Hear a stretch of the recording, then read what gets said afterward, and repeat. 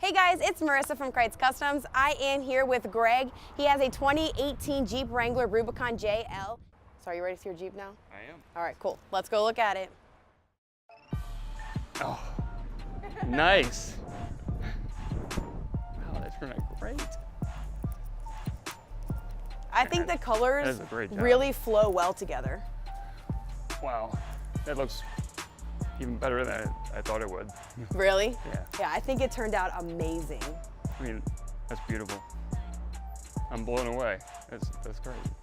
So with Greg's Jeep, we did a 3.5-inch rough country with the Vertex shocks. So it's a brand new kit, the brand new shocks. It looks great on this Jeep. We did 18x10 field trophies and then 35, 12, 50, 18 bridge grapplers. Alrighty guys, if you like the look of this Jeep and you want to build yours like this, make sure you shoot us a message on Facebook at Krietz Customs, or even if you have any fitment questions or need some help guiding through the process, we're definitely here to help. So we'll talk to you soon.